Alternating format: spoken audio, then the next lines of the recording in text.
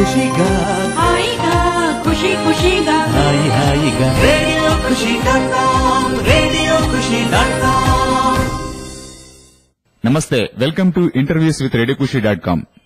ప్రముఖుల మనోభావాలు అందించే ఇంటర్వ్యూస్ విత్ రేడియోఖుషి.com లో ఈ రోజు మన ముందున్న అతిథి మొదటగా తన జీవితాన్ని ఉపాధ్యాయ వృత్తితో ప్రారంభించి ఆ తర్వాత గత 20 సంవత్సరాలుగా పాత్రికేయ రంగంలో కొనసాగుతూ కవిగా ఎన్నో పుస్తకాలు రచించి అలాగే సామాజిక స్పృహ కలిగినటువంటి ఎన్నో వ్యాసాలు వివిధ పత్రికలకు అందించి ప్రజెంట్ తెలంగాణ రచయితల వేదిక ప్రధాన కార్యదర్శిగా కొనసాగుతున్న జూలూరు గౌరీశంకర్ గారితో ఇవాళ మనం ముచ్చరించబోతున్నాం. నమస్కారం అండి గౌరీశంకర్ గారు. ప్రస్తుతం తెలంగాణ ఉద్యమం వాడి వేడిగా జరుగుతుంది.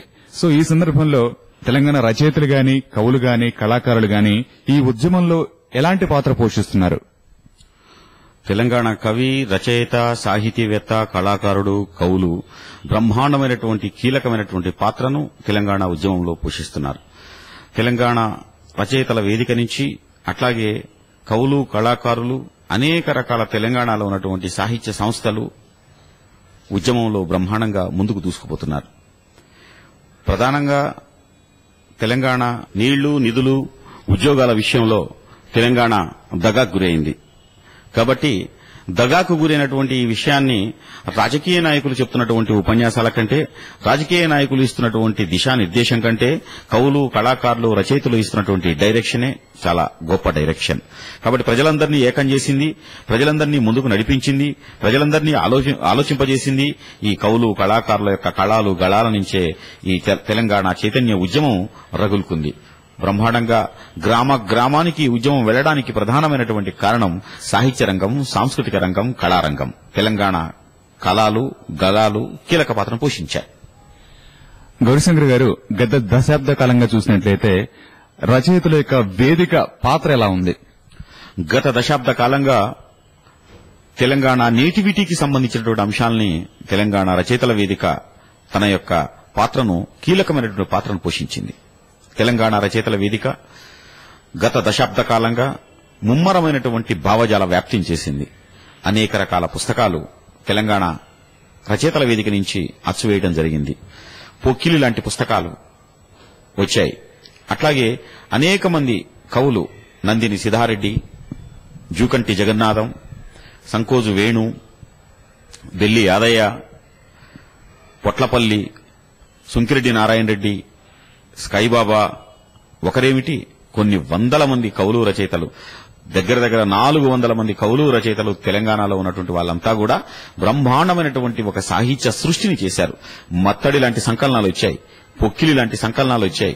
ఈ మత్తడి, పొక్కిలి సంకలనాలు 2001లో వచ్చాయి.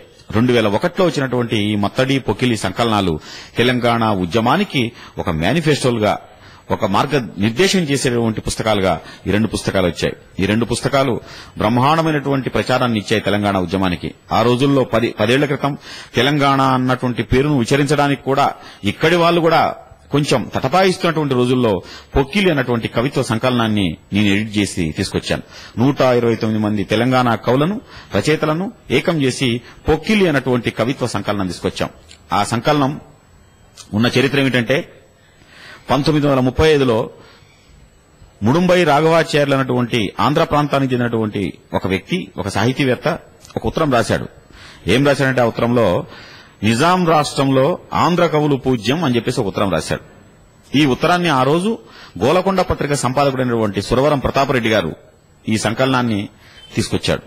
అంటే నిజాం రాష్ట్రంలో కవులు లేరని చెప్పేసి ముడుంబై రాఘవాచార్యులు అంటే ఆనాటి గోలకొండ పత్రిక సంపాదకుడైనటువంటి, నిర్వాహకుడైనటువంటి సురవరం ప్రతాపరెడ్డి 500 మంది కవులతోటి గోలకొండ సంకలనం అనేటువంటి ఒక పెద్ద పుస్తకాన్ని తీసుకొచ్చాడు. దాని తర్వాత మళ్లీ 70 ఏళ్ల తర్వాత అనుకోకుండా తెలంగాణ కవులు, రచయితలు అందరూ ఏకం కావడం వల్ల పొక్కిలి అన్నటువంటి కవిత్వ సంకలనాన్ని 2001లో నేను తీసుకురాగలిగాను. అది తెలంగాణ కవిత్వానికి సంబంధించి ముందుగా వచ్చినటువంటి సంకలనం. మలిదశ తెలంగాణ ఉద్యమంలో కవిత్వానికి ఒక కీలకమైనటువంటి స్థలాన్ని ఆ యొక్క పొక్కిలి, దాని తర్వాత మత్తడి అన్నటువంటి 2 సంకలనాలు వచ్చాయి.